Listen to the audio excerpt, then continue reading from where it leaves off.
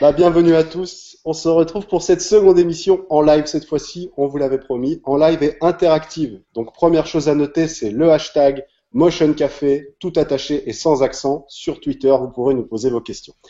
Cette deuxième émission consacrée au script dans After Effects, vous savez, ces petits outils mystiques et bien pratiques qui nous économisent des heures de travail. On va parler de ça en compagnie de l'équipe. Quasiment au complet, nous en manquons encore un, mais on a Grégory qui est ici, on a Harlem, on a Mathieu, on a Aurélien, on a Johan que vous connaissez pas encore, et un petit invité dont on va parler juste après. Donc Johan, une petite présentation rapide quand même, hein, que les gens te connaissent. D'accord. Bon bonsoir à tous. Donc je m'appelle Johan Tison, donc j'ai 28 ans et je suis de Toulouse. Donc je suis motion designer depuis 8 ans maintenant et du coup depuis quelques temps maintenant je me suis mis au scripting sur After Effects. Donc c'est aussi pour ça que je suis là ce soir. Donc on va en discuter un petit peu plus en détail juste après. Je relaisse la parole. Ça c'est cool, vraiment très cool. Et le dernier que vous voyez, que vous n'avez pas encore entendu, et non des moindres, donc roulement de tambour, j'ai mes mariachis qui arrivent. Monsieur Duduf en personne, le développeur de Duik. Salut Nico. Donc on est vraiment bien content de te recevoir pour cette émission dédiée au script. On ne pouvait pas espérer mieux hein, en termes d'invités. Donc tu es le développeur de Duik, le plugin, le script de rigging sur After Effects par excellence, mondialement connu. Donc je vais te laisser un petit peu te présenter, nous dire un peu qui tu es, qu'est-ce que tu fais, comment t'en es arrivé là, ton activité, et après on va un peu parler de ton bébé.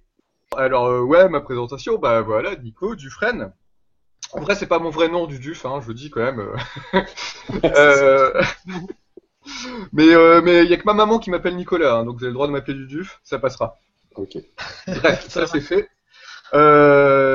Sinon, ma présentation, alors juste mon parcours rapidement. Moi j'ai commencé en fait, je vais reprendre au moment du bac, hein, parce que ce qui se passe avant on s'en fiche. Ouais. Au moment du... Je vais pas vous faire 32 ans d'histoire non plus. Au moment du bac, en fait, je suis sorti du bac et on s'en fiche un peu aussi d'ailleurs ce qui se passe juste après parce que je suis allé en maths sup. Ouais, enfin voilà, on fait des erreurs comme ça. Non. Après, j'ai bossé au McDo, c'est pareil, bon, voilà, c'était bien aussi. Non, et après, je suis rentré à Sup Infocom. Et c'est là où j'ai commencé à faire quelque chose où je me suis dit, tiens, ça y est, j'ai trouvé un truc qui me plaît. Donc j'ai fait les 4 ans, puisqu'à l'époque c'était en 4 ans. J'ai fait un film de fin d'études, j'ai fait plein de trucs, j'ai fait énormément de 3D. Je le dis parce que c'est ça qui est important et qui m'amène à du Vic derrière, c'est toute cette 3D que j'ai fait. Et en sortant de Sup, au bout de mes 4 ans, je suis rentré assez vite dans les mois qui suivent à Ankama Animation. J'étais opérateur compo, donc je faisais du compositing sur After Effects. Et à cette époque-là, on bossait sur la série Wakfu, qui n'était pas encore diffusée, c'était la première saison, on commençait à peine. Et le truc, c'est qu'en série télé, quand on fait du compo, des fois, il y a les décorateurs qui sont à la bourre, les animateurs qui sont à la bourre, tout le monde est à la bourre. Et pendant que tout le monde est à la bourre, les mecs au compo, ils se tournent les pouces, quoi. Et donc, plutôt que de me tourner les pouces, il y a un moment, je me suis dit, bon, sinon, qu'est-ce que je vais faire, quoi? Qu'est-ce que je vais faire en attendant ces périodes de trous? En vrai, on travaillait, hein, quand même, des fois, je dis ça, mais... Ouais. Et donc dans ces périodes de trous, en fait, c'est le moment un peu où j'ai commencé à scripter. C'est-à-dire que je connaissais déjà très bien After Effects parce que ça faisait quand même déjà en rentrant à Super Infocom, je touchais déjà After en fait. Donc du coup, j'étais un peu arrivé au bout quand j'étais en Kama. On était sur SCS3, je me souviens, et j'avais l'impression d'avoir un peu fait le tour. Et donc je me suis dit comment je fais le plus loin. Et j'ai découvert qu'il y avait des scripts. En fait, je savais pas. Je faisais déjà pas mal d'expressions, mais je connaissais pas du tout les scripts. C'était en 2008, donc il y avait pas script, il y avait quand même beaucoup moins de choses. Et j'ai découvert ça un peu par hasard. Et là, je me suis dit putain, mais c'est mortel, on peut faire plein de trucs, quoi. Et j'ai commencé à en faire comme ça, tout simplement pour automatiser un maximum de tâches au compositing à Ankama, parce que quand on fait du compo, il y a plein de tâches à la con. Rassembler des animations, aller chercher les différentes passes des décors, mettre les AFX, enfin il y a plein de tâches, c'est des robots qui peuvent les faire. Et je me suis dit moi je suis pas un robot, j'ai envie de prendre du temps, de faire des chouettes mouvements de caméra, j'ai envie de faire des belles couleurs, j'ai envie de faire des FX qui claquent, j'ai pas envie de me faire chier à rassembler des fichiers, quoi. Et du coup j'ai commencé à scripter un peu, ça a commencé comme ça. avec des scripts comme ça d'automatisation, de préparation de compos, en fait, on appelait ça du pré-compo. Et assez vite derrière, début 2009, la première version de Duik pour répondre pareil à un besoin où on faisait des petites animes de perso à Ankama. Et donc c'est là où je reviens à la 3D, c'est que le jour on m'a dit tiens tu vas animer un perso sur After Effects avec des liens de parenté. Ayant fait moult 3D avant, là je me suis dit ah non ça va pas être possible quoi. C'est mort, j'anime pas avec juste des liens de parenté, des marges de personnages quoi. Et donc là j'ai cherché à faire des IK très longtemps, j'ai passé quelques mois et puis tout d'un coup je suis tombé, j'ai trouvé la solution de mon côté qui était pas terrible, c'était un peu pété. Et en même temps j'ai trouvé les expressions de Dan Ebert. Et voilà, et ça a été le point de départ de Duik il y a 5 ans à peu près. Okay. Donc voilà. C'est beau tout ça. Déjà 5 ans. J'aime beaucoup le pourquoi en fait tu t'es mis à scripter ces moments morts et le but d'automatiser tes tâches. Donc ça c'est vraiment cool. Justement on va y venir un petit peu après parce que c'est pas mal l'essence du truc. Donc vraiment super. Et bah Duik justement, Duik ton bébé. C'est ça. Duik 15 aujourd'hui, version numéro 15. Une petite présentation des nouveautés parce qu'on a eu des questions en off à ce sujet il y a pas mal de temps. Donc nouveauté de Duik 15. Alors nouveauté de Duik 15, la plus grosse nouveauté, le truc le plus gros, c'est le nouvel autorig. Ouais. C'est la plus grosse nouveauté parce que forcément ça rassemble les autres nouveautés de Duik 15.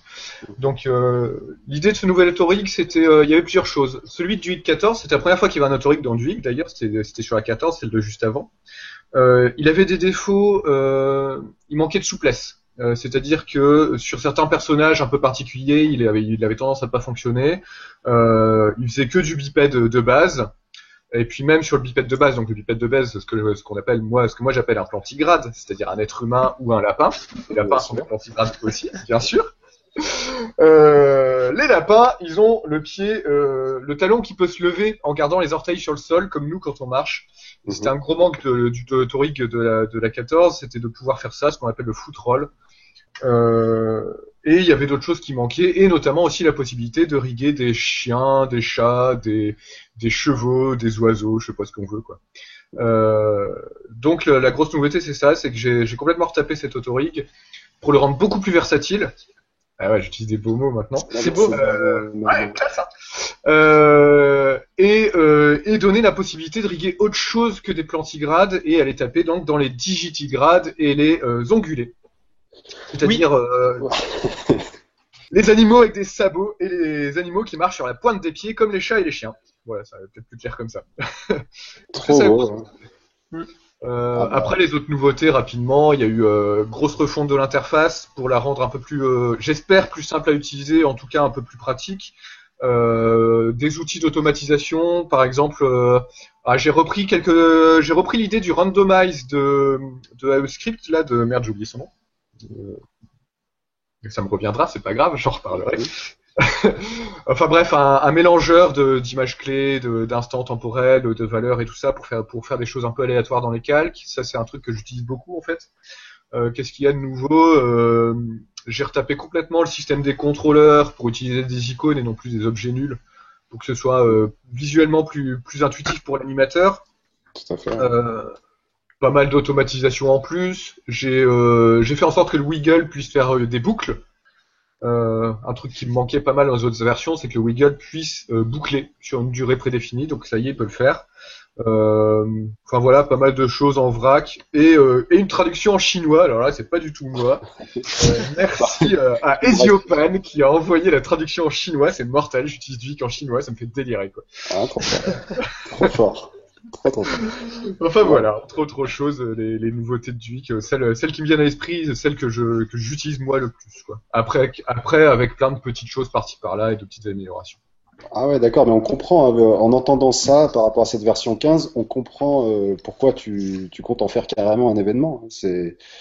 C'est quelque chose là, hein, vraiment, parce qu'il y a un événement Duik prévu, il y a quelque chose. Alors ouais, c'est ça, c'est que justement, déjà cette nouvelle version, il y a énormément de nouveautés et c'est dur d'en parler. C'est très long de faire des tutoriels, alors c'est prévu, mais ça va me prendre, je sais pas, il faut pas aussi attendre avant 4 ou 5 ans pour tous ces avoir. Hein.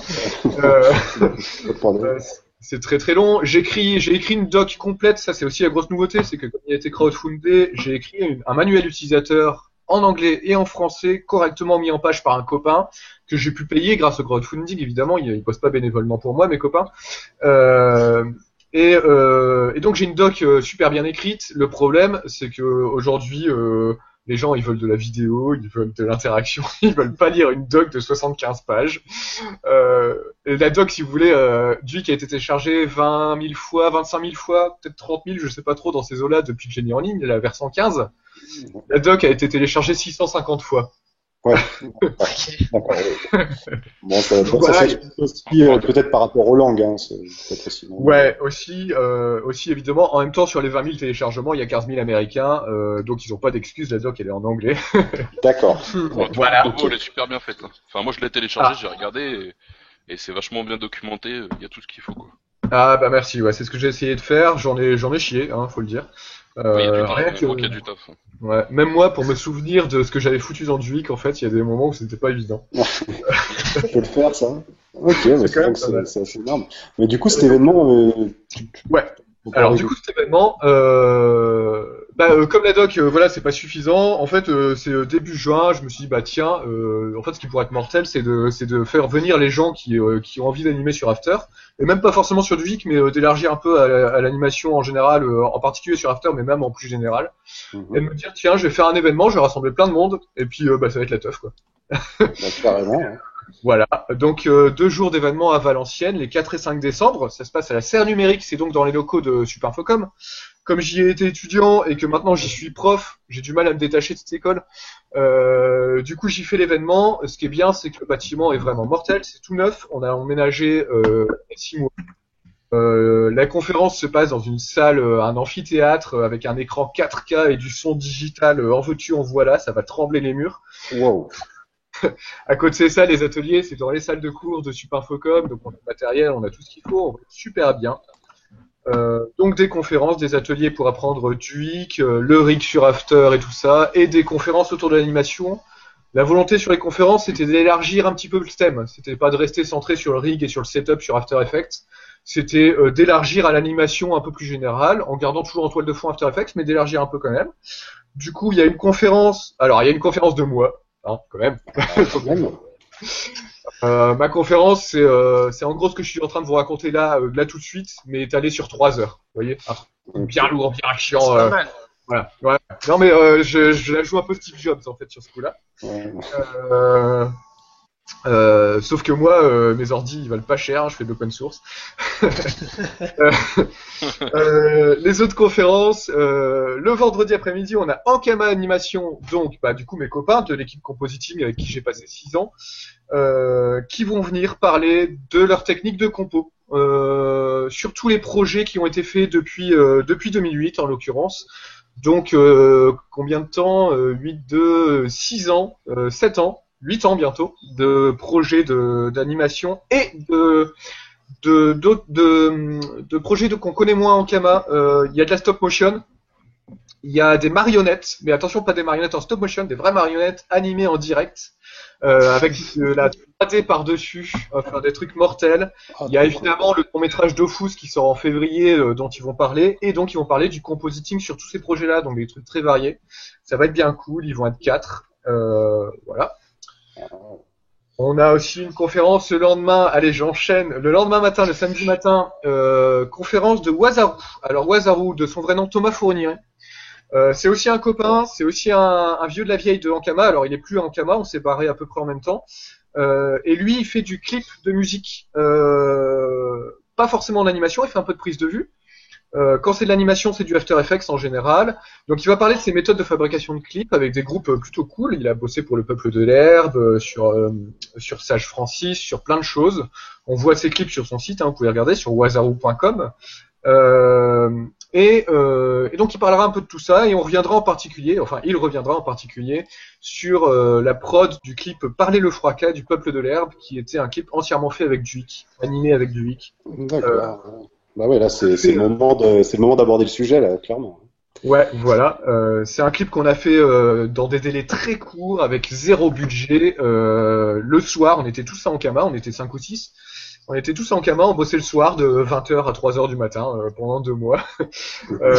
Donc c'était sport et il racontera un petit peu ça, quoi. Et la dernière conférence, enfin, il y en aura d'autres, mais je peux pas en parler, c'est un peu trop tôt parce qu'on organise des surprises. Mais donc la dernière pour l'instant, celle de Yenaf, Sébastien Perrier, que beaucoup connaissent, grand spécialiste After Effects. Il se présente comme un fou furieux d'After Effects, il me fait rire. Donc Yenaf travaille et lance son projet de long métrage autoproduit, indépendant, avec que dalle comme budget. J'ai l'impression d'être abonné au tout petit budget, je sais pas ce qui se passe. C'est un énorme projet au final, un petit budget, énorme projet. Petit budget, énorme projet, c'est ça. Donc il réalise, il produit, il va révéler la bande-annonce mardi prochain. Je fais un peu de teasing pour lui comme ça en passant. Ouais, mais c'est très bien. Vous verrez peut-être ma gueule dans certaines vidéos à propos de ce film, on verra. Okay. Et donc il va venir parler de ça. Qu'est-ce qui se passe dans sa tête pour se dire tiens, je vais faire un long métrage sur After, quasiment tout seul, avec quasiment 0 €, à peu de choses près. Hein. Voilà, donc il va raconter tout ça. Pour lui, pour le coup, ce sera la moins technique des conférences parce qu'il va vraiment parler de son projet. Il y a un tout petit peu d'After parce qu'il sera animé sur After, mais ça viendra en plus. Voilà. Bah, vraiment énorme tout ça, ça donne envie, C'est un bel événement que tu fais, hein. Franchement, bravo pour cette initiative parce que c'est pas souvent en France et c'est vrai que ça donne vraiment envie d'y être. Malheureusement, moi je pourrais pas, je sais pas les autres. Ceux qui nous écoutent, on espère que vous serez nombreux à y aller. Les inscriptions sont encore ouvertes. Hein. Les inscriptions sont ouvertes jusqu'au 16 novembre. On a été obligé de mettre une date limite. Parce qu'on a besoin de savoir combien de gens viennent pour s'organiser correctement, évidemment.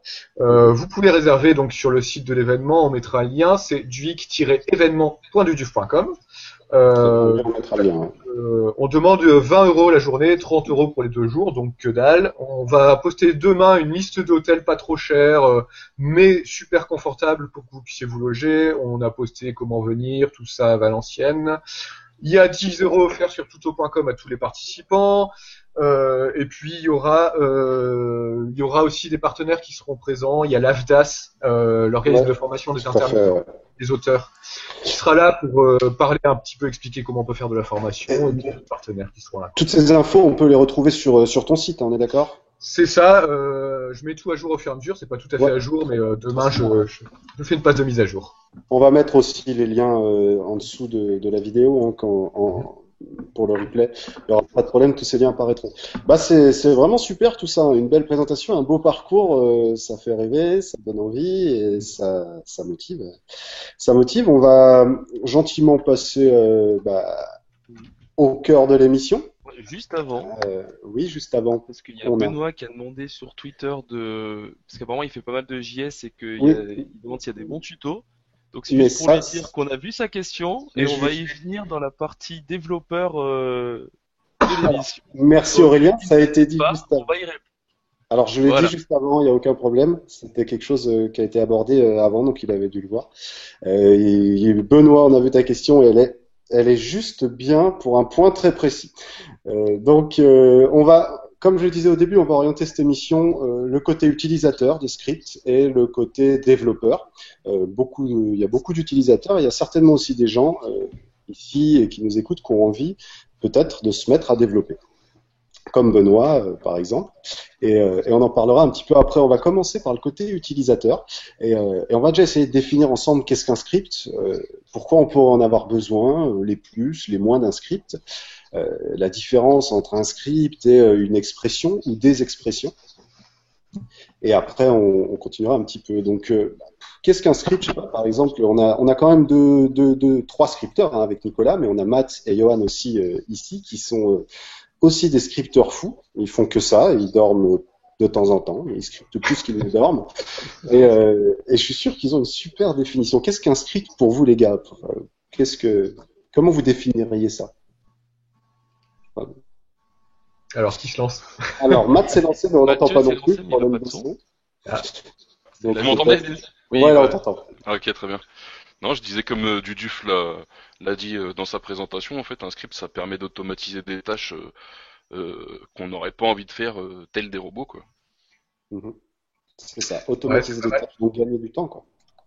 Moi, je donne des formations et notamment des fois, de temps en temps, c'est assez rare en fait. Je forme des gens au script. En fait, il y a assez peu de gens qui demandent. Enfin bref. Et souvent, ils me disent comment tu sais quand il y a un truc à scripter, comment tu décides comment tu te dis tiens bah là c'est utile de scripter un truc. En général, je réponds bah quand je bosse, dès que je fais 2 fois la même action, je me pose la question. Dès que je fais 3 fois la même action, je la scripte.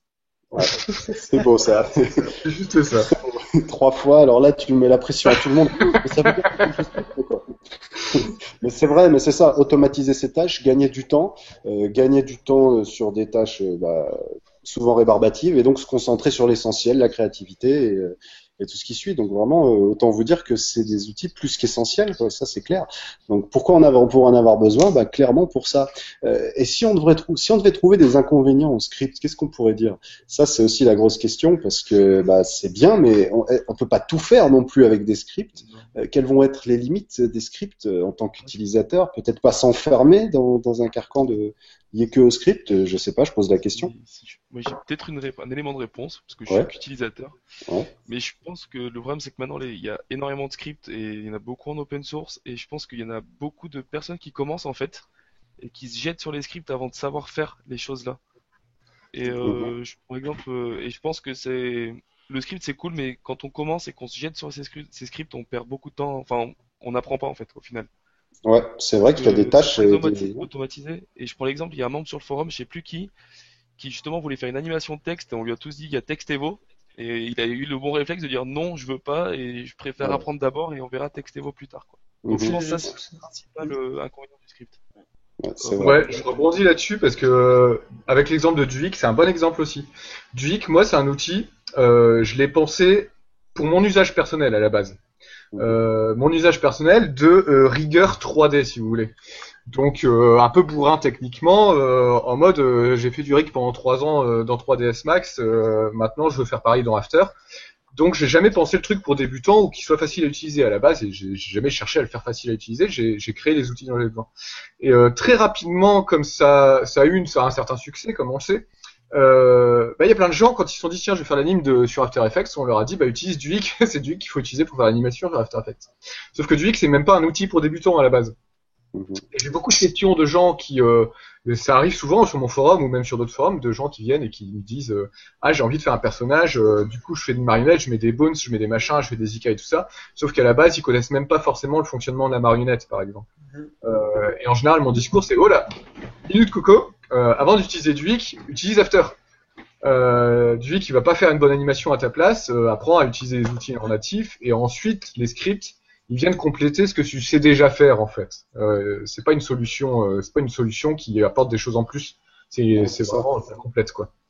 C'est ça qui est important de comprendre sur les scripts. Et là, vous avez vraiment bien répondu à ça. Avantage et inconvénient, quoi.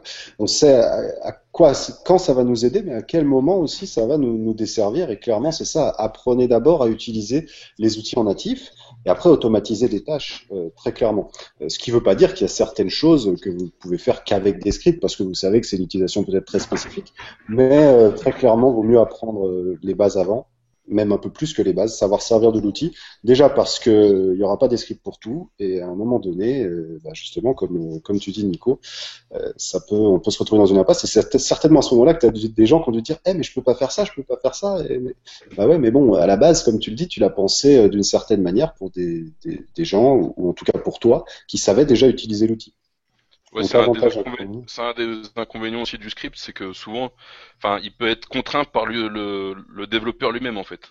Il y a des scripts qui pourraient être mieux, parce qu'il n'a pas forcément été pensé pour tout le monde. Il a été pensé d'abord pour celui qui l'a conçu, quoi. Effectivement. On pourrait avoir la même remarque sur les logiciels et on pourrait avoir la même remarque sur les plugins, etc. Bien que les logiciels sont dédiés à être vendus à la base dès leur conception, donc c'est vrai qu'ils pensent aussi direct côté utilisateur. Mais c'est vrai. Et finalement, parce que ça rejoint un petit peu les expressions, parce qu'on dit toujours les expressions sont là pour automatiser les tâches. Le script, c'est ça, mais avec une belle interface et un bouton qui le fait à notre place. Non, on est d'accord? Pas tout à fait. Les expressions, c'est pas forcément pour automatiser des tâches.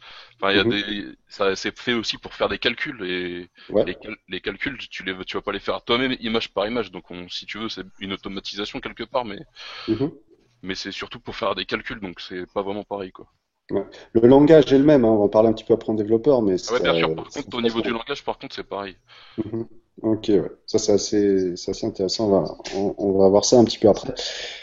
Et c'est vrai que tous ces scripts, il y en a tout plein répandus sur le net. On sait qu'on peut en trouver sur duduf.net, mais on sait aussi qu'on peut en trouver sur certains sites comme AEScript depuis quelques années maintenant. Tu disais qu'en 2008 il n'existait pas encore. Moi je sais plus quand AEScript a été créé, mais ça doit faire 4-5 ans, quelque chose comme ça.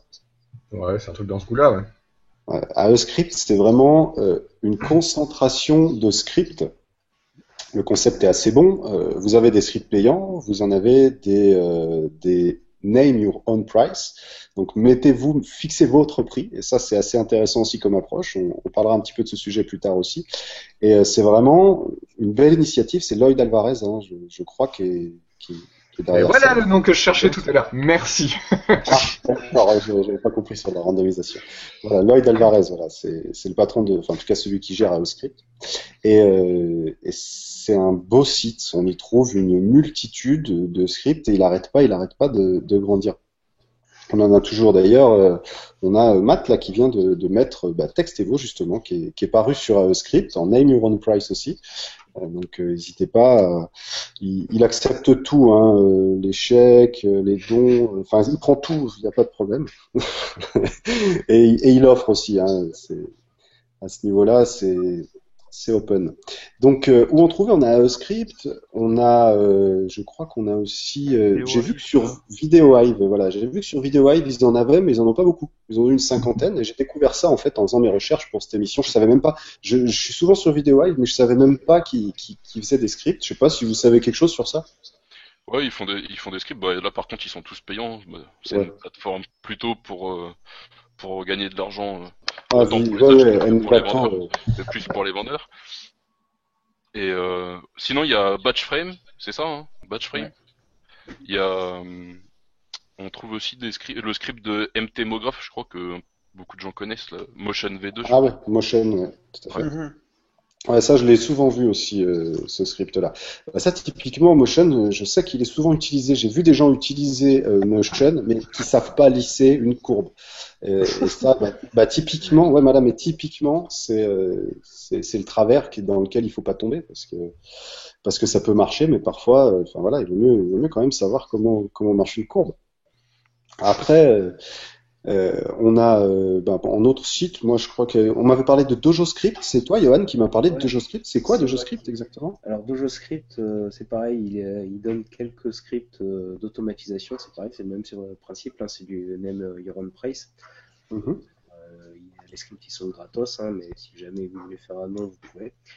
Et c'est pas mal de scripts d'automatisation en fait. Je sais qu'il y en a un pour faire du glitch facilement. Il y a un script de screenshot un peu comme celui que j'ai fait. Enfin, il y a pas mal de petits scripts assez sympathiques dessus qui sont gratos à utiliser. C'est plutôt pas mal.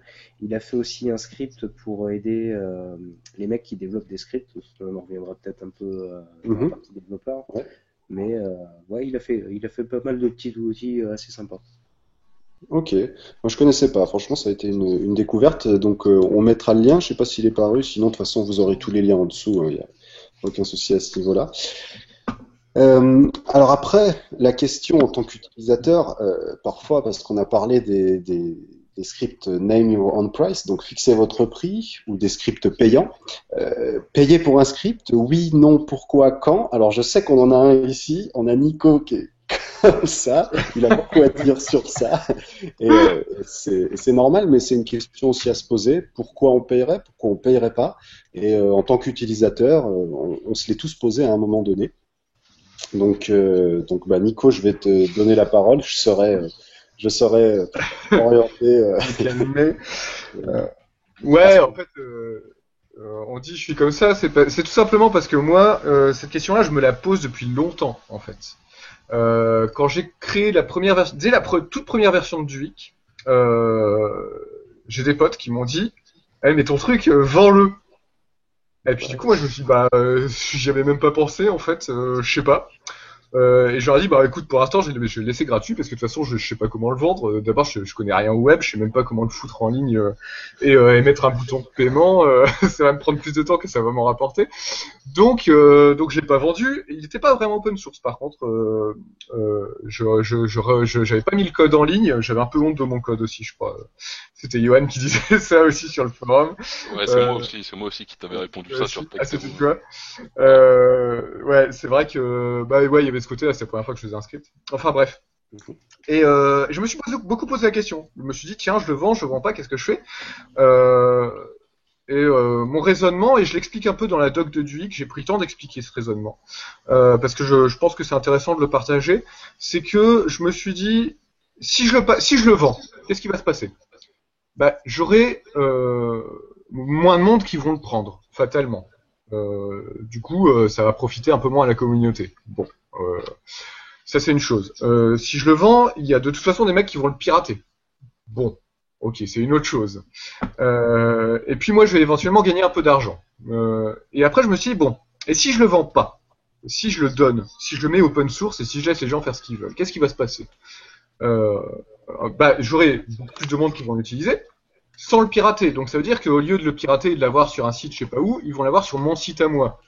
Donc bah pour moi c'est vachement vendeur.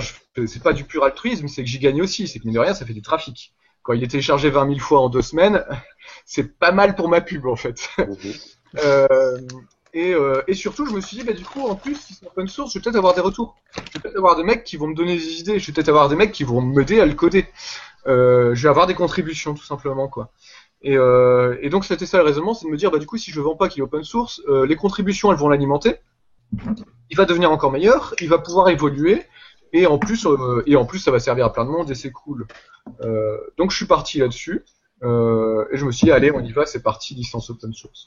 Ce qui a joué aussi, c'est qu'il y a un moment où je me suis dit, ce script-là, je l'ai créé non pas pour le vendre ou quoi, je l'ai créé parce que j'en avais besoin. Et mon raisonnement, ça a été aussi de me dire, bah maintenant qu'il est créé, je m'en fous, je le vends. Je vends pas, je veux dire. Je peux le donner. J'ai déjà donné de mon temps pour le faire. C'est bon, je l'ai fait pour moi. Maintenant, je peux le distribuer, quoi. Et du coup, le crowdfunding que j'ai fait pour la 15, c'était aussi le cheminement logique de me dire, ouais, mais il y a un moment, si je bosse pour la communauté, c'est aussi normal que je me retrouve un salaire, que je puisse payer un traducteur, que je puisse payer mon pote maquettiste pour faire la doc. Enfin, que tout ça, c'est normal d'avoir une rétribution sur le temps qu'on y passe, parce que mine de rien, ça prend un temps fou. Et du coup, je trouve que le crowdfunding, c'était la succession logique, c'était encore une fois une façon de pas le vendre. C'était une façon de dire, bah écoutez, faire ce script-là, ça va coûter un peu d'argent, ça va coûter tant. J'avais mis 4500 €, je crois. C'était une façon de dire, bah écoutez les mecs, vu qu'on l'utilise tous, bah on se cotise et on le fait. Et du coup, moi, j'ai eu mon salaire pour, j'ai pu réserver avec, on a eu 7000 € au total. Et très honnêtement, je me suis pris 3000 € pour bosser dessus pendant un mois. Voilà, c'était mon salaire de développeur pour faire un mois à temps plein dessus, quoi. Okay. C'est voilà. Intéressant, assez intéressant cette approche. Donc, ça donne en plus aux gens là et à nous aussi la vision de l'autre côté. Donc, de toi, pourquoi tu l'as fait gratuit. C'est intéressant. Après, toi, tu payerais pour un script en pensant comme ça ou pas? Ça, ouais, alors. Aussi. Je paierai pour un script. En vrai, j'ai jamais payé de script tout simplement parce que quand j'ai besoin d'un script, je me le fais. Okay, bon, on est d'accord. Je pense qu'on est j'ai payé, par contre, je paye mes plugins. J'ai aucun souci avec le fait de payer un plugin ou un script. Je me suis payé la suite Trapcode, je me suis payé Element 3D, je paye mes licences Adobe évidemment au tarif prof. Donc c'est moitié prix, mais c'est pas grave. Je le paye quand même. Enfin voilà. Je trouve ça. Je veux dire, ma façon de faire, je vais pas l'imposer aux autres. Voilà, il y a d'autres façons de faire. Je conçois qu'on puisse vendre quelque chose, même si c'est pas ma vision, ou même si des fois je trouve que c'est abusé certains prix, ou si je trouve que certaines choses devraient pas être vendues. Enfin voilà, c'est une histoire d'avis, c'est très politique. Bien sûr. Enfin voilà, donc mais j'accepte de payer. Par contre, ma démarche de le faire gratuit, pour finir avec ça, parce que je vois que tu as envie de me couper. Non, du tout, là, on est sur ça. Ma démarche sur le faire gratuit, elle est effectivement très politique. Hein. C'est pour ça, on l'avait dit quand on préparait l'émission, je vous avais dit, attention, moi je vais parler de politique. En fait, elle l'est dans le sens où j'y mets volontairement, les gens le savent hein, quand on me connaît, j'y mets volontairement un aspect aussi qui va au-delà du simple fait que c'est bon, j'ai fait un crowdfunding, j'ai pas envie de faire payer les gens. C'est aussi une vision du prix des choses, de la façon dont quelqu'un calcule le prix de quelque chose, et une vision de la vie en général que je passe. Et ça rejoint aussi l'événement qui est complètement à but non lucratif. C'est une participation financière qu'on demande. On va tout juste couvrir les frais, quoi. Et encore, je suis pas sûr. C'est une vision du monde. C'est une vision des choses, et je le fais aussi par provoque. Parce que j'ai énormément de questions de gens qui me disent justement la question inversement. Mais pourquoi tu vends pas? Pourquoi c'est gratuit? Et comment tu fais? Comment tu t'en sors? J'ai même discuté longtemps avec le créateur de Rubber House, je sais pas comment on dit. Adam Plouffe. Adam Plouffe. J'ai beaucoup parlé avec lui. Ouais, il est très sympa. Il y a des gens qui ont dit ouais, ils font concurrence du Week, Rubber House, tout ça. C'est pas vrai du tout. On est plutôt copains et on parle et justement, il fait partie de ces gens qui m'ont dit mais parce que lui, il le vend son truc et il m'a dit mais comment tu fais pour réussir à le faire gratuit? Enfin, c'est quoi ton raisonnement et comment ça marche quoi? Donc, je lui ai expliqué un petit peu tout ça. Et en fait, là où c'est très politique, c'est que, et je termine avec ça, c'est que en fait, quand on choisit le prix d'un script, le prix de quoi que ce soit, et ça s'est dégagé un peu sur le forum, sur Motion Café quand on en a parlé. Enfin, c'est que pour moi, il y a deux approches. Mais alors, c'est mon avis, il n'engage que moi. Hein. Mais pour moi, il y a deux approches. Il y a l'approche de dire le prix que l'utilisateur paye, c'est parce que c'est utile pour lui. C'est-à-dire que l'utilisateur paye le temps qu'il va gagner à utiliser l'outil. Comme il utilise l'outil, il va plus vite, et donc il paye ça. Ça, c'est un raisonnement. C'est le raisonnement un petit peu offre et demande, j'ai envie de dire, un peu capitaliste, hein, pour dire le mot, sans jugement de valeur. C'est vraiment le raisonnement qui dit, bah voilà, on paye parce qu'on a besoin. On paye parce qu'on veut. C'est côté consommateur un petit peu. Moi, mon raisonnement, il est que on paye pour le salaire de la personne qui a travaillé sur l'outil. Autrement dit, moi en tant que développeur, j'ai passé un mois dessus. Si je vends mon truc, le but c'est de récupérer un mois de salaire. Ni plus, ni moins. D'où le crowdfunding. Et limite, j'aurais presque envie de dire, du coup, on pourrait très bien vendre et décider qu'à partir d'un certain nombre de ventes, l'outil devient gratuit. Je demande pas plus que le salaire que ça m'a pris, en fait. Et c'est vraiment deux visions complètement différentes, un peu deux faces d'une même pièce, quelque part aussi quand même. Mais voilà, le fait de moi faire du crowdfunding et donner mes outils gratuitement dans la mesure du possible, c'est une façon de faire passer ce discours-là qui est le mien, quoi. Ouais, c'est une approche vraiment intéressante, hein. Perso, elle me parle et je pense qu'elle va parler à pas mal de monde. C'est vrai aussi que la question de dire bon, ben, moi je paye pour quelque chose qui va aussi me faire gagner du temps, elle a aussi du sens, sans parler du côté de la personne qui va gagner de l'argent X fois par rapport à ses ventes. Mais c'est intéressant, c'est un gros débat. On peut aussi dire que les gens qui utilisent les scripts, par contre, ils peuvent gagner de l'argent en achetant des scripts, parce que ils revendent leur travail derrière, et s'ils gagnent du temps, forcément, ils gagnent de l'argent. Ouais, mais c'est ça, clairement, mais ça va avec, c'est aussi pour ça. C'est vrai que ça, c'est un côté aussi qui a son poids, hein, qui a un sens. Là aussi, les donations aussi, c'est intéressant de ce niveau-là, puisque quand on connaît pas un outil, on sait pas vraiment si on va gagner du temps et de l'argent avec, donc pourquoi le payer en fait?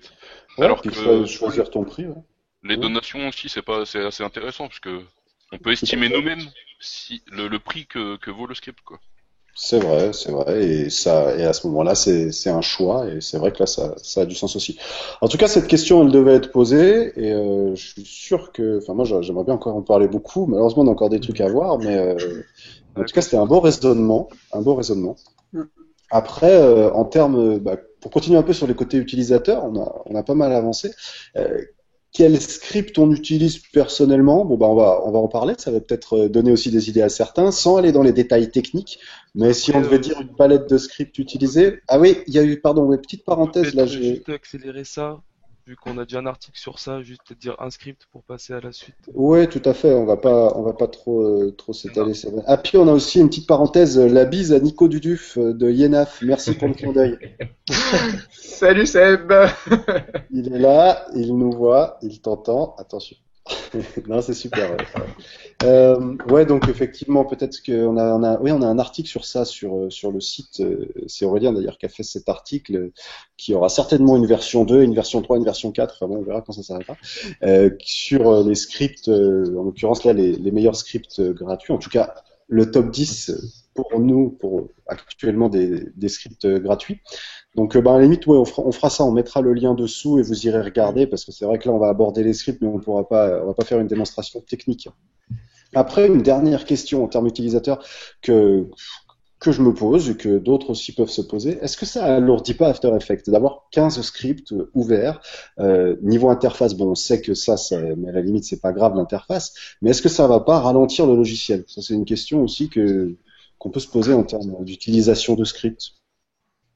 Je sais pas, vous avez peut-être une réponse sur ça? À partir du moment où tu les utilises pas, enfin, qu'ils sont rangés, il n'y a rien. Ça va rien changer. C'est comme si tu as 36 aspirateurs chez toi, ils vont pas consommer d'électricité si tu les branches.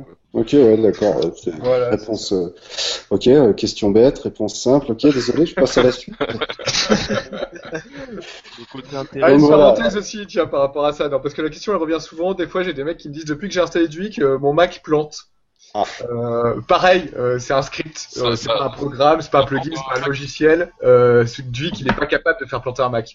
Limite, j'aimerais bien, mais non. Ouais, donc rien à voir. Non, là, voilà, un script n'abîmera jamais un ordinateur, faut pas vous inquiéter. Non, n'abîmera pas l'ordinateur et ralentira pas After Effects du coup. C'est important. Ok.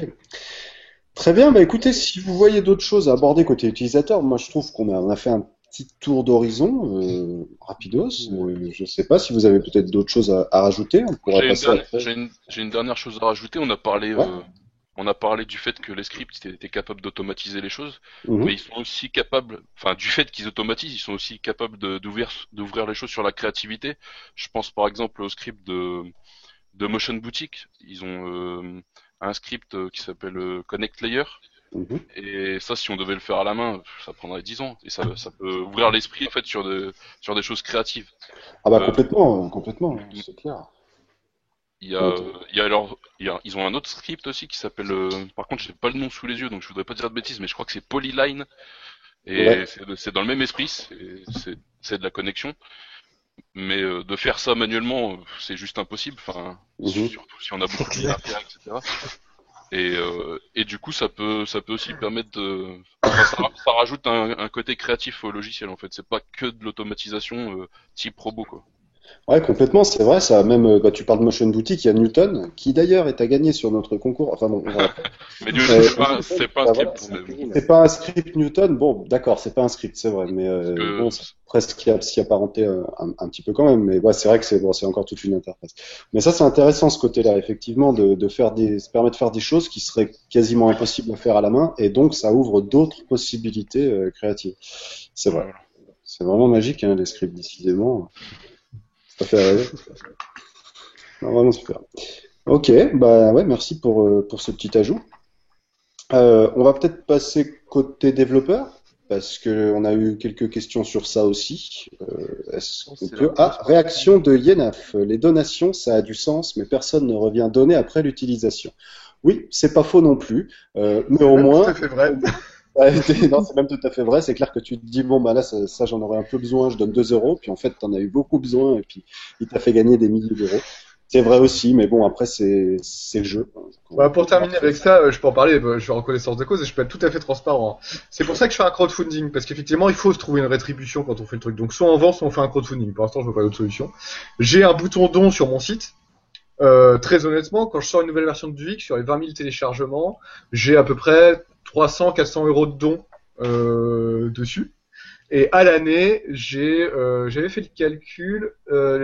Les années où je sors une version comme cette année, la 15, je peux espérer avoir 2000 euros sur toute l'année, voire 3000 euros en fait. Mais en fait, c'est que dalle par rapport à la quantité d'utilisation. Et c'est vraiment que dalle par rapport à ce que j'aurais gagné si je l'avais vendu en fait. Et est-ce que c'est des gens qui redonnent? T'arrives à le savoir ça ou pas? Non, j'en sais rien. Enfin, je pourrais, mais j'ai autre chose à faire. Non, j'en sais rien. Comme par principe, c'est pareil. Je demande pas d'adresse mail pour qui télécharge. Je demande rien. J'ai pas de fichier. Je sais pas qui utilise du tout. Donc j'en sais rien. Par contre, moi, il y a mon script Textebo sur AEScript depuis peu là, et le Name Your Price, le Name Your Price, il est bien utilisé, je dirais. Enfin, ça rapporte quand même pas mal en pourcentage. C'est pas grand chose, mais j'ai l'impression que les entreprises, elles hésitent pas à payer le prix fort, quoi. Et après, les gens, les étudiants, etc., ils payent pas normalement.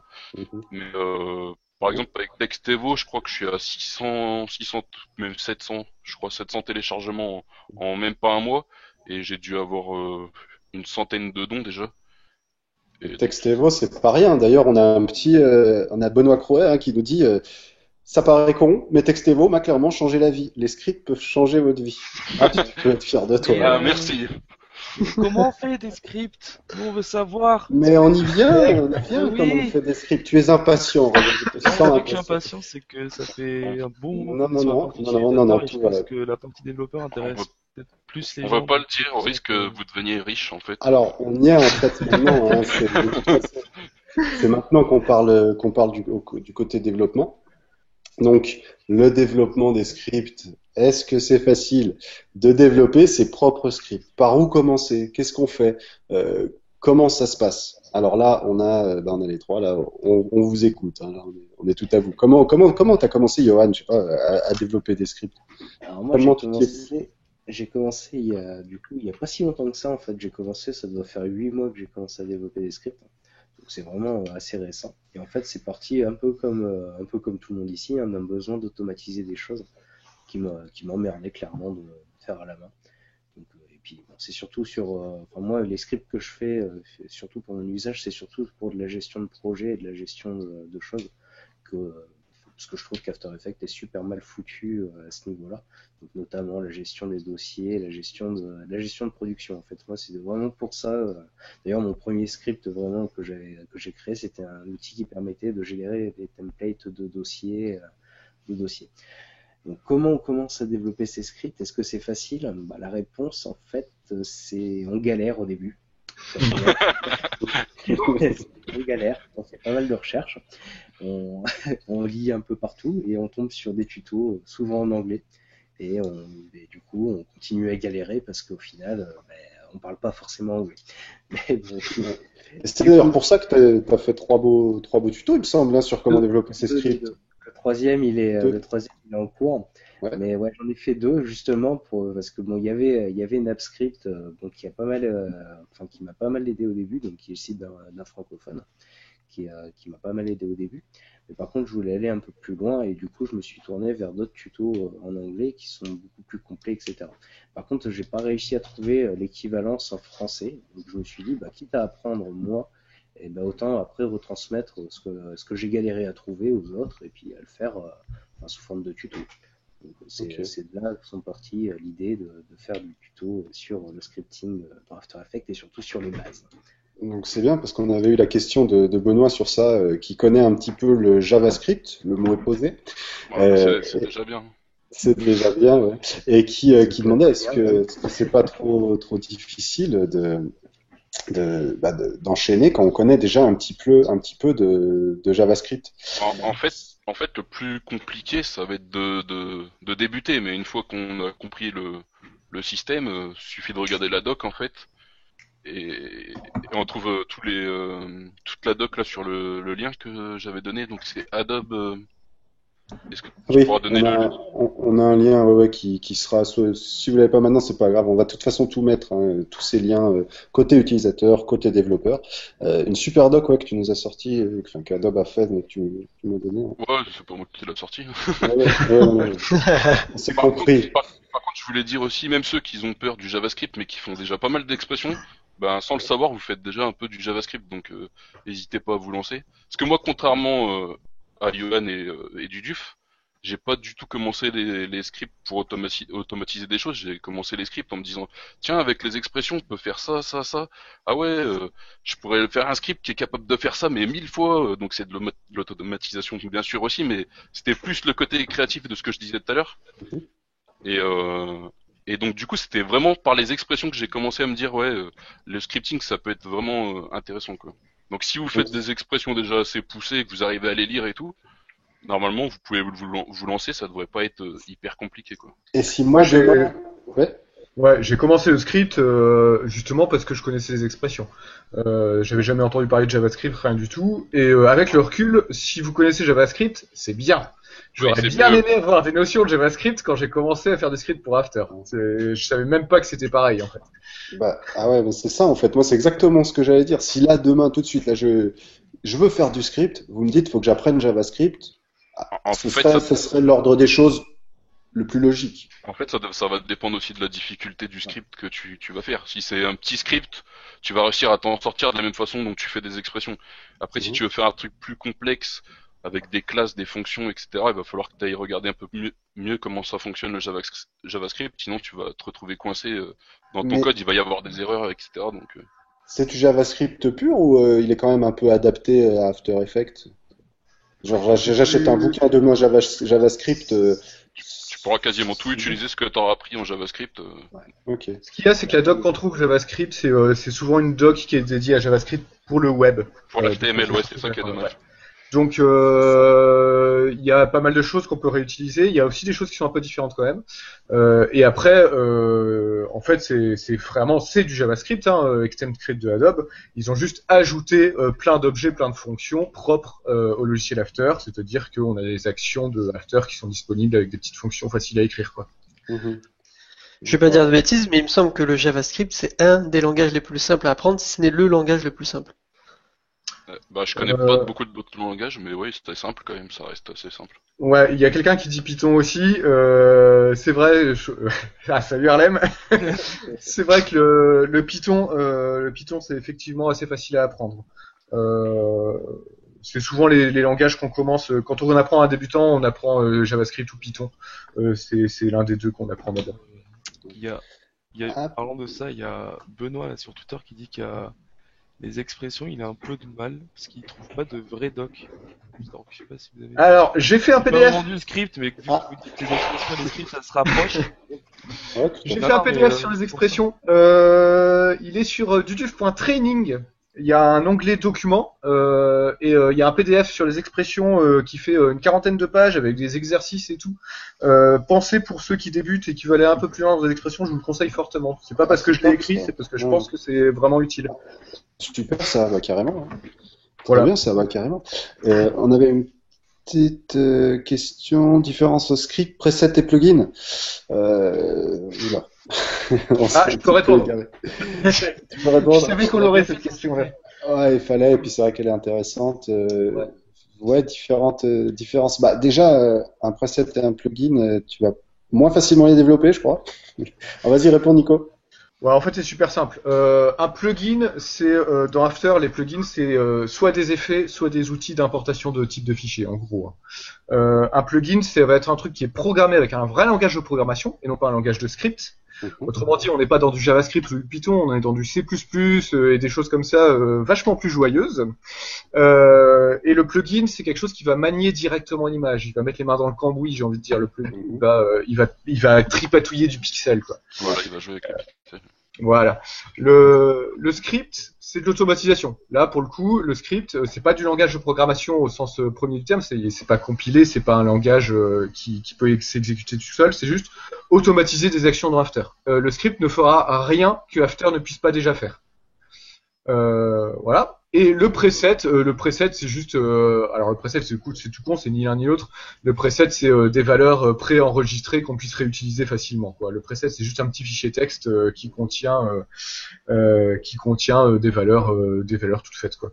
Ok, ça c'est une réponse on ne peut plus précise, merci. C'est parfait. J'avais anticipé, je savais qu'elle allait tomber. Ouais, trop beau, magnifique. Non, c'est top ça. Là c'est bien, donc en gros. J'ai une question. Ah ouais. Justement pour les développeurs. Moi je vous avoue déjà quand j'ai des sites, des scripts que tu peux pas mettre dans l'UI, dans script UI, ça me saoule. Mais vous, comment tu décides quand tu fais un truc qui est dockable dans ton After ou qui est pas dockable en fait? Déjà, si tu t'en sers 2 fois par an, ça sert à rien de le. Non, mais tu vois, moi, on a tous des scripts qui sont dockés dans After, même si on s'en sert pas beaucoup, tu vois. Mais après, je sais pas. Moi, j'ai tendance à les enlever, mais. Comment tu choisis après, des fois, t'as besoin de données utilisateurs. Enfin, tu sais, t'as besoin de rentrer des données. Donc déjà, si t'as pas d'interface, à part faire afficher des fenêtres à chaque fois que t'en as besoin dans le script, c'est quand même plus simple de les avoir dans une interface, quoi. Ouais, mais après, moi, j'aime pas avoir. Bouffe aussi. Je prends l'exemple de Duke, typiquement, Duke, il est bien, mais ton interface, elle est monstrueuse, quoi. C'est vrai. C'est pas monstrueuse, pas affreuse, mais il y a quand même beaucoup de choses. Donc c'est vrai que ça prend un peu de place, quoi, tu vois. Ouais. Bah, Duik, l'interface est très grosse parce que justement, je déteste, moi, avoir 15 millions de scripts dans mon dossier Script Panels. Et Duik, en fait, il est gros, mais il est gros parce que c'est une réunion, franchement, c'est 40 scripts en un seul, en fait. Voilà, c'est ça, quoi. Après, qu'est-ce que je veux dire? Ouais, moi je déteste par exemple avoir trop de scripts dans Script Panels, tout simplement parce que en bas de mon menu fenêtre After Effects, je me retrouve avec une liste de 15 km de long, j'arrive plus à les ouvrir, à les fermer, à aller les chercher, c'est super chiant quoi. Du coup, moins j'en ai, mieux c'est. Et c'est pour ça que les scripts, moi que j'utilise perso à la maison, il y a très rarement des interfaces en fait. Mmh. Ouais, ça se tient aussi. Hein. Et d'ailleurs, là, on a Yenaf qui dit, ah oui, c'est vrai qu'il avait fait un super livre sur les expressions qui était plus édité, qui va bientôt remettre à dispo. Donc ça, on l'attend. Parce que c'est vrai que ce livre, il est top. Hein. Je l'avais lu aussi, vraiment, c'est top. Donc ça, c'est une bonne nouvelle. Alors, je sais pas ici, il sera dispo en édition livre ou en PDF. On verra bien, mais en tout cas, c'est une très bonne nouvelle. Grosse news. Merci, Yenaf. Yenaf qui posait une question très technique, je l'ai vu passer tout à l'heure. Ah, je suis passé à côté. Je sais pas si on y répond en vidéo parce qu'elle est super technique, mais Yenaf, je te réponds là tout de suite. C'est pas un problème, j'ai une solution à ta question et je te l'explique quand tu veux. Ah d'accord, donc ça repart sur le payant et pas le payant. Je pensais quelque chose comme ça. Non, c'est même pas le payant ou le pas le payant. Je crois que c'était Yenaf qui posait une question sur les partages de variables entre différents scripts. Ah d'accord, ouais, ok. Voilà. Ah là les gars, ça passe le niveau du débutant.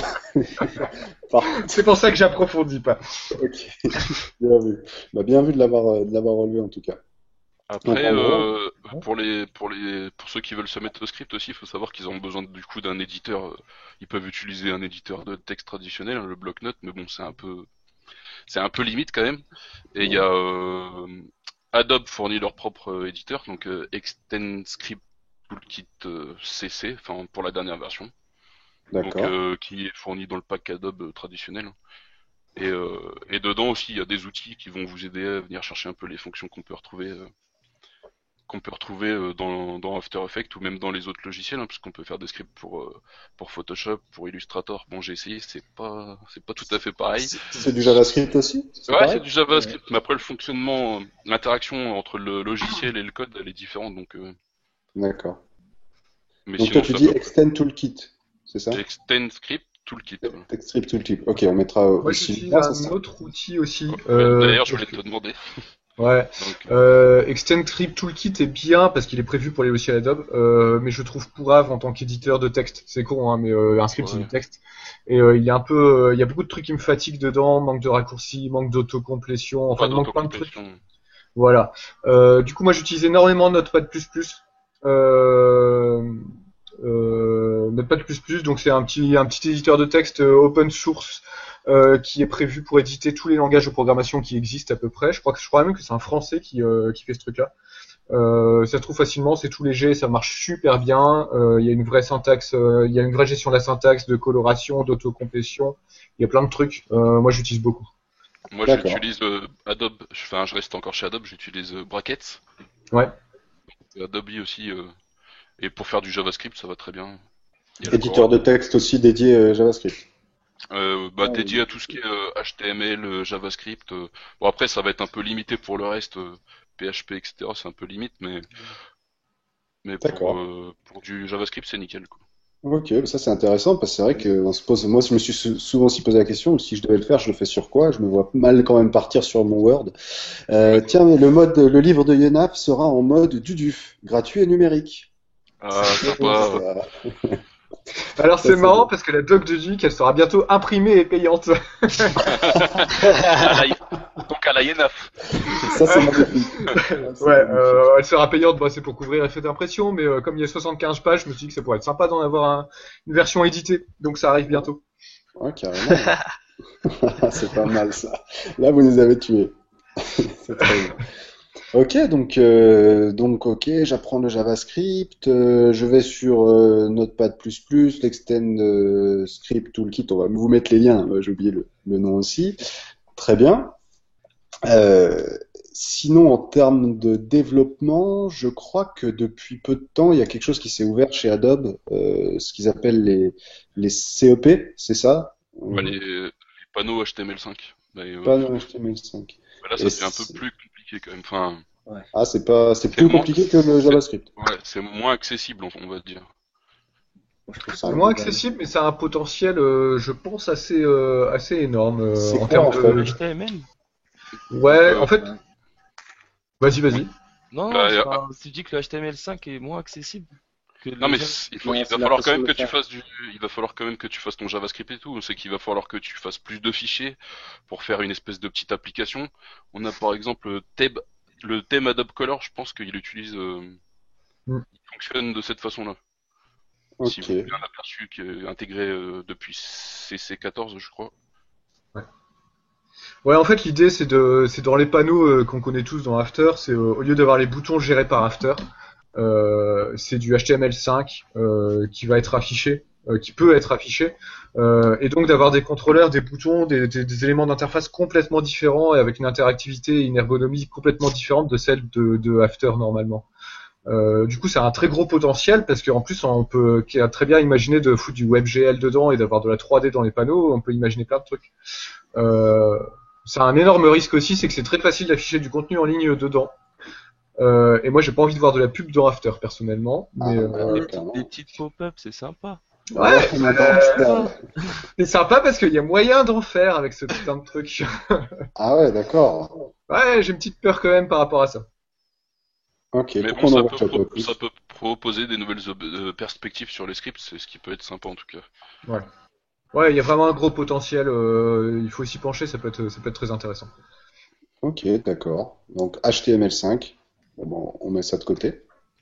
Mais c'est intéressant de savoir pourquoi il n'y en a pas plus. C'est là depuis quand, depuis combien de versions? Ça fait 2 versions, je crois. Mais c'est super chiant à mettre en place. J'ai essayé une fois et putain, c'est horrible. Mettre en place, c'est obligé.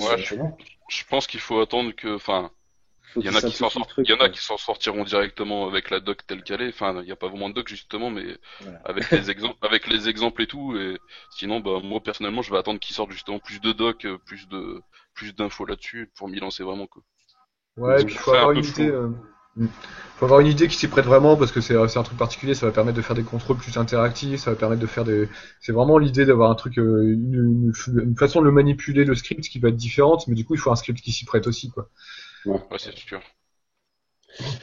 Donc si je suis totalement novice et je veux mettre à faire des scripts, combien de temps d'après vous il me faudrait pour commencer à être capable de faire un premier vrai script, hein, un peu plus que le truc de base. Et Hello World. Hein? Si tu veux faire un Hello World, ça va prendre 5 secondes. Après, ça va dépendre de ta capacité. Ouais, du temps qu'on passe dessus, mais on va dire avec. Parce que moi, je pense que ça intéresse du monde. Ça peut être aléatoire en fonction des gens. Il y a des gens qui sont plus ou moins, on va dire, logiques entre guillemets. Et donc, il y a des gens qui vont mettre super longtemps. Il y en a d'autres qui vont prendre le truc, qui vont comprendre tout de suite la logique. Franchement, on peut pas vraiment. Et puis le script, il peut passer de 30 lignes à 3000. Enfin, je sais pas combien il y en a dans du DUF, même si j'ai déjà ouvert le code, mais dans Duik. Ouais, c'est vrai, il y a combien de lignes dans Duik? Alors, c'est difficile à dire parce que j'ai séparé en plusieurs fichiers. Ouais, c'est divisé. Ouais. Donc, je vais pas compter les traductions parce que compter les traductions, ce serait de la triche. Ça fait beaucoup de lignes en plus.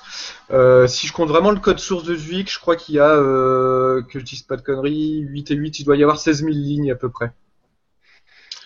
Donc, voilà. Donc, si vous voulez faire un Duik, un faux Duik vendable sur le marché chinois, ça va vous prendre du temps quand même. Non, mais en vrai, par rapport à la question, ça dépend vraiment des gens. Ça, c'est clair et net. Il y a des gens, il faut être logique en fait. Il n'y a pas de secret. Hein. Les gens qui s'arrivent bien les scripts, c'est des gens qui ont un esprit assez logique. Je le disais tout à l'heure, je passais par une maths sup, c'est pas non plus complètement un hasard, quoi. Après, il faut quand même dire que c'est pas difficile pour tout le monde. Moi, j'ai formé des gens qui n'ont pas du tout cet esprit logique et qui ont fini par y arriver quand même. Ouais. C'est accessible, quoi. Il faut juste oser suer un petit peu au début, mais c'est vraiment accessible et c'est vraiment marrant d'en faire, quoi. Et dès qu'on a les automatismes, c'est quelque chose qui va s'enchaîner. C'est pas toujours des nouvelles notions. Après, c'est des choses qui reviennent souvent. Et d'ailleurs, je vais donner une petite ressource par rapport à ça. On a GraphiCart, je sais pas si vous connaissez, qui fait beaucoup de tutoriels sur le graphisme web, enfin le graphisme et la programmation web, pardon. Et il a une formation complète en vidéo sur l'algorithmique. Et donc l'algorithmique, c'est qu'on a besoin en fait pour comprendre comment on va faire fonctionner notre script justement, notamment à travers les boucles, les fonctions et tout. Donc je vous renvoie sur le site de graphicart.fr. Et il y a aussi des formations sur le JavaScript orienté objet, etc. Donc ça peut être intéressant. Alors, je fais une parenthèse. Harlem, tu vas aller au bout de ta démarche. Non, parce que je sais pas ce qu'ils font les mecs. Les gens, là. En fait, vous m'entendez ou pas? Là, on t'entend. En fait, depuis tout à l'heure, on s'envoie des SMS avec Greg.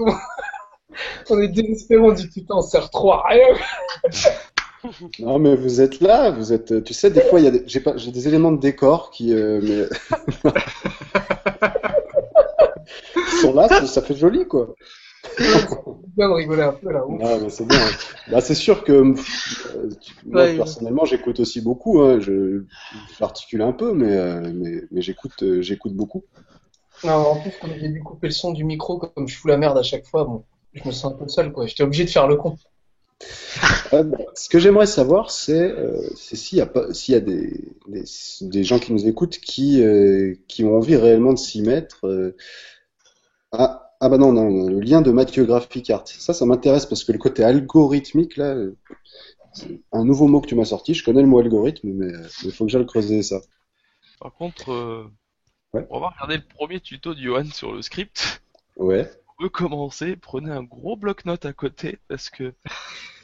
Ouais, il y a beaucoup d'infos au début. Ouais. Non, mais comme ils disent Mathieu et Duduf, c'est que c'est toute une logique à comprendre et c'est des trucs qu'il faut noter à côté parce que moi j'ai regardé la vidéo de Johan, le lendemain j'ai essayé de faire un truc, j'étais perdu, j'avais tout oublié, donc faut vraiment bien tous noter. Ouais, en général, il faut le faire pour tout, mais il y a des trucs, enfin c'est pas très important, mais moi, là je note vraiment. Rien. Merci Mathieu. D'accord. Non, mais je pense que c'est très important de bien tout quitte à faire des. Moi j'ai repris le tuto de Johan, j'ai fait un PDF de, je sais pas, il fait 10 pages peut-être, avec tout écrit quoi. Tu peux le vendre peut-être, non? Je pense. Ça c'est important, c'est vrai, parce que au début surtout tous ces petits détails, bon c'est dans tout comme ça, comme tu dis, mais il y a des fois des trucs où c'est un tout petit peu plus intuitif. C'est un langage, c'est comme tu apprends à parler. Si je me trompe pas, vous me stoppez, hein, mais vous avez parlé de syntaxe. Ben, c'est exactement ça. Et un langage, ça s'apprend et ça s'entraîne. Et petit à petit aussi. Enfin, moi, je le verrais comme ça. Si demain je dois m'y mettre, j'essaierai d'y aller petit à petit. Je peux pas trop m'en mettre dans la tête en un jour. C'est ça. Si je peux donner un point de vue un petit peu extérieur, pour être honnête, ouais, je suis là. j'ai pour être honnête tenté au moins le Java, mais le JavaScript à de nombreuses reprises. Donc j'ai fait plusieurs plateformes pour ça. Et même si la théorie est comprise, même s'il y a plein de choses qui sont comprises, la pratique, il faut la garder, il faut la faire sur un certain nombre de temps. Parce que c'est pas totalement comme le vélo, hein. Ça, il faut vraiment le maîtriser sur le départ et trouver une raison de s'en servir. Parce que pour le faire, juste pour le faire, ça part vite quoi dans la tête. Ouais. Donc, et faut aussi aimer, hein. C'est comme tout, mais ça je pense, ça fait partie des trucs. Faut accrocher, faut avoir quand même un vrai intérêt pour ça. Au-delà, je pense même à l'intérêt personnel, hein, parce que, vous m'arrêtez, hein, les gars, mais faut aimer coder un petit peu, c'est tout. Ça fait aussi partie du truc. Enfin, coder, c'est du code, c'est du programme, de la programmation. Vous diriez quoi, vous? Code. Si vous êtes attiré par les casse-têtes chinois, arrêtez et mettez-vous au script. Ouais, voilà, c'est ça. Mais c'est vrai qu'il faut le pratiquer régulièrement. Je rebondis sur ce qu'on disait là à l'instant. Il faut le pratiquer quand même parce que même moi qui en fais pas mal. Alors je fais pas que ça, hein, c'est pas mon métier. Ne dites jamais que je suis développeur, ça me fatigue. Mais bon, je développe beaucoup, c'est sûr. Et même moi qui développe beaucoup et qui ai pondu les 16 000 lignes de code de Duvik, quand je développe un truc, je suis incapable de le faire sans avoir les scripts que j'ai fait avant à côté de moi. Et 40% de mon boulot c'est du copier-coller de trucs que j'ai déjà fait parce que je suis pas capable de les refaire. Et c'est ça le script aussi quoi. C'est ça, mais ça c'est beau par contre. Ça, c'est bien de le dire. C'est bien. C'est rassurant. On a une question. Alors d'abord, on a Pauline qui dit: Je confirme, je n'ai pas vraiment l'esprit logique et pourtant, après un peu de temps et de travail, je scripte. Merci du tuf. De rien. Ça fait plaisir. Et on a aussi Naufal Boussiana qui dit je voulais juste savoir comment faire pour intégrer l'interface dans l'expression créée. Alors si je comprends bien, ce serait comment créer l'interface en fait de notre script. Bah ça fait aussi partie de l'apprentissage, j'imagine. Je sais pas si Johan tu l'abordes dans tes tutos. Dans le volume 2, il est consacré uniquement à la création d'interface, d'interface utilisateur. Et on reprend le script qu'on a fait à la fin du premier volume et on lui applique une interface utilisateur. D'accord, mais ça vient après. D'ailleurs, ça c'est aussi quelque chose que c'est pas la première chose qu'on voit quand on apprend le script. Ça vient vraiment après. Déjà, on comprend les bases et puis après seulement on lui applique une interface. Et même quand tu développes un script, c'est pas tout de suite, moi, il me semble, parce que des fois, j'ai Match, je parle avec, et il me dit, ouais, j'ai un script, mais je l'ai pas encore mis en place dans l'interface. C'est-à-dire, vous commencez par développer toutes vos lignes, et après, vous structurez ça dans votre interface, c'est ça? Bah, je pense qu'on fonctionne pas tous, qu'on fonctionne pas tous pareil, mais moi, ce que je fais, c'est que je fais un espèce de prototype pour tester déjà si ça fonctionne correctement. Et si je vois que ça fonctionne, là, je commence à penser à l'utilisateur qui va l'utiliser. Et donc de créer une interface de la plus logique possible. Et voilà. Il n'y a pas d'ordre. Après, du DUF, je sais pas comment toi tu procèdes. Mais... Moi, j'ai beaucoup évolué dans ma pratique en fait du code parce que je fais pas que du script. Je me suis mis au C++, j'ai fait des logiciels, j'ai fait plein de trucs. Je suis un peu malade des fois, il faut. Et en fait, en avançant dans cette pratique du code, mine de rien, on n'est pas développeurs, nous on est tous des graphistes à la base. Et moi j'ai un peu découvert le monde des développeurs. Et j'ai parlé un peu avec des développeurs, j'ai découvert un autre monde, vraiment. Et j'ai appris aussi à m'organiser. Alors au début c'était un peu comme ça, c'était à l'arrache. J'écrivais des fonctions, je les testais, c'était très empirique. Je créais des interfaces, je les mettais sur les boutons, mon code il ressemblait à rien, il était impossible à modifier. Je le rouvrais 3 mois après, c'était fini, je recommençais à zéro quoi. Et en fait je me suis organisé. Et j'ai appris que le code c'est comme un film, il faut faire un storyboard, il faut faire un prototype, il faut faire tout ça et si on le fait, on arrive à un outil qui est plus stable, moins buggé et plus facile à faire évoluer en fait. C'était un des gros sujets de 8.15 par exemple, c'était justement de faire table rase du vieux code pourri de mes débuts en script pour recoder des trucs propres. Alors il y a encore du code pourri dedans, mais ça commence à être de plus en plus clean. Et ça c'est intéressant, il y a un workflow en fait, c'est ça. Il y a un vrai workflow, ouais. Par exemple, vite fait, si vous voulez vous y mettre, moi je vous conseille déjà de pas commencer sur un logiciel de texte ou quoi, de scripting. Il y en a 2 qui sont géniaux, vous pouvez choisir. Il y a un truc qui est gratuit qui s'appelle Gliffy, Gli2fy. Et c'est l'outil de ce qu'on appelle du mind mapping. Vous savez, des bulles avec des nœuds entre eux, comme un éditeur nodal, comme Nuke, si vous voulez. C'est-à-dire qu'on se crée des bulles, on fait des liens et en fait on schématise le fonctionnement de notre programme comme ça. Donc il y a Gliffy qui est un outil gratuit, qui est pas hyper ergonomique mais qui est gratuit. Et il y en a un autre qui coûte 15 malheureux dollars qui s'appelle Scapple. C'est par la même boîte que les mecs qui ont fait Scrivener, c'est un logiciel de texte dédié à l'écriture de scénarios et tout ça, enfin bref autre chose, mais qui est vraiment génial. Et donc Scapple c'est vraiment un outil pensé pour être le plus facile et le plus rapide à utiliser pour se concentrer sur la conception de tout et n'importe quoi. C'est des bulles avec des liens. Et je commence toujours comme ça en fait. Mes logiciels, c'est des bulles avec des liens. Et chaque bulle, c'est un truc que doit faire le logiciel. Et les liens, c'est les informations que s'envoient les différents outils. C'est les actions de l'utilisateur. Tiens, il clique sur un bouton, alors il se passe ça, et puis on passe à la bulle suivante. Et la bulle suivante, elle fait un truc, et ensuite il se passe autre chose. Et ensuite, on prend tous les éléments et on fait autre chose. Et c'est ce travail de conception qui est le plus important. C'est vraiment l'équivalent d'un storyboard en dessin animé, quoi. Bah merci, parce que moi je le faisais sur Illustrator. Ah ouais, je l'ai fait sur Illustrator à une époque, ouais. Et non, c'est génial, c'est vraiment génial. Vraiment, c'est génial, c'est mortel. Ouais, vraiment, ça c'est hyper intéressant. Ça c'est de savoir comme ça qu'il y a un workflow. Bah, c'est vraiment top tout ça. J'espère qu'il y a. Bah, je suis sûr qu'il y a plein de gens qui ont appris plein de trucs ici là. On arrive gentiment sur la fin de l'émission. Oui. On a dit qu'on allait respecter l'heure et demie maximum. Ouais, mais j'ai bugué au début, je vous ai fait gagner un quart d'heure, les mecs. Non, mais ça sera coupé. Ce sera coupé. Ouais.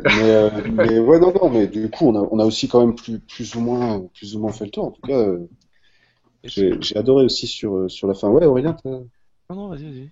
Non, j'ai cru que t'avais une question. Il y avait une question, non? Non, c'était pour fini et j'en parlerai après. Ok, d'accord. Bah non, voilà, on a fait le tour. Dis ce que tu voulais dire, enchaîne, hein, on va clôturer un peu. On en a parlé plusieurs fois, juste un petit rappel sur le concours, parce qu'on a dit qu'on ouais. voilà. Donc je vais juste très vite. Donc le concours, il se finit bonne question, le 15 novembre, je crois, il me semble. Ouais. Donc le thème c'est la gravité. Je regardais, je suis pas prêt, je lance vite ça. Donc c'est la gravité, on a déjà une participation, je crois, et c'est surtout les lots. Donc on a Newton de Motion Boutique, donc qui est là. Allez voir aussi, vous pouvez aller voir sur leur site ce dont on va parler Mathieu tout à l'heure, Polyline et Connect Layer, pardon. Un grand merci à eux. Donc très beau cadeau, donc merci et salut à Valentin qu'on a croisé au Motion Plus Design. Ouais, belle rencontre. Ensuite, on a les 3 packs d'animation Composer de Mr. Horse, donc qui vont vous faire gagner énormément de temps avec des bandes, des animations préfaites, enfin énormément de choses. Mais comme on l'a dit au début, apprenez à le faire avant avant d'utiliser ça.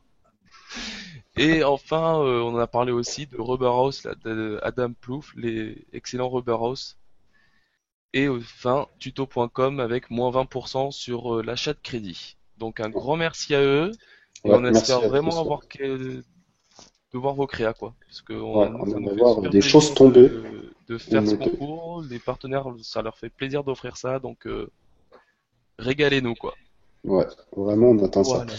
C'est cool, tu as eu raison de rappeler ça. Merci. Voilà, c'est tout. Bon, bah nickel, il est 23h, on est donc sur la fin de cette émission. Juste parenthèse aussi, la prochaine émission aura lieu dans début décembre, hein, d'ici 4-5 semaines. Donc on va vous annoncer le sujet et l'invité. Donc ça, très rapidement. Donc le sujet, ce sera le motion design et cinéma 4D avec Monsieur Matrunks. Voilà, c'est dit, c'est lâché. On reviendra sur ce sujet sur la page Facebook, Twitter, on aura le temps d'en reparler. Bah, par rapport à toute cette émission, bah, on espère bien sûr que ça vous a appris des choses. Perso, j'en ai appris beaucoup. Un grand merci. Un grand merci à Nico aussi d'avoir été présent. On espère que plein d'entre vous vont aller à son événement, ce que j'aimerais y être. Oh là là, ce que j'aimerais y être, je sais déjà que je pourrais pas. D'ailleurs, est-ce qu'il va être filmé l'événement ? Alors on fait tout pour. Je peux pas le garantir à 100% parce que c'est un peu galère de filmer un événement, surtout quand on a un budget avoisinant les 0 €. Non, on fait tout pour. Déjà, on a tout fait pour que les conférences soient traduites en anglais. On a réussi. J'ai bon espoir qu'on filme. Je peux pas le garantir malheureusement, mais voilà, évidemment, on essaie de faire en sorte que oui. Et même les ateliers, si je peux, ils seront filmés aussi. Ah, ce serait magique. Hein. Moi, je sais que je me boufferais ça comme un fou. Pour moi, c'est vraiment cool. Ok, le mot de la fin, quelqu'un veut dire quelque chose, qu'il le dise maintenant, qu'il se taise à jamais? Non, rien à voir avec l'émission, mais c'est pour dire à ceux qui l'ont pas vu qu'on a un chat aussi sur Motion Café maintenant. Ah ouais. Donc s'ils veulent venir participer avec nous, on est quand même souvent connectés. Il y a toujours au moins une personne de l'équipe, au moins moi et Aurélien. Et je suis pas trop. Ouais. Il y a Gis qui est toujours avec nous aussi. Ouais, il y a notre ami Gis. On voit souvent et puis quelques personnes du forum, quoi. Ok, ouais, ça c'est cool d'avoir mis. Et là, c'est vraiment cool, c'est que ça a été demandé. Et je crois le jour même ou le lendemain matin, tu l'avais fait. Non, l'heure même. L'heure même. Non, mais l'heure même. Tu fais comme du duf, toi. Non, juste pour finir sur ça, ce qui est sympa, c'est que parfois on a vraiment des petits soucis et c'est vraiment des trucs qui ont pas forcément besoin d'être sur le forum parce que c'est vraiment des tout petits trucs et c'est sur le moment, donc. Ah, c'est génial. Voilà, si vous avez des petits soucis passés, ça peut être utile. Pour les gens là, et si après c'est vraiment utile et on pense que c'est bien de le mettre sur le forum, on mettra sur le forum bien sûr, mais ça fait un petit support en plus en live, quoi. Si vous êtes bloqué et que vous avez un truc dans le rush, ça peut être cool. Ouais, puis on parle aussi de tout et de rien, donc c'est sympa. Aussi, surtout de rien. Ouais, de la vie. Voilà. C'est cool. Bah voilà, on va clôturer. C'est dommage, j'en ai pas envie. J'ai pas envie, j'aimerais bien continuer. Mais merci à tous de nous avoir suivis. Merci les gars, merci beaucoup Nico. Vraiment cool ta participation, hyper instructive. Et on vous dit à très très bientôt pour la prochaine émission.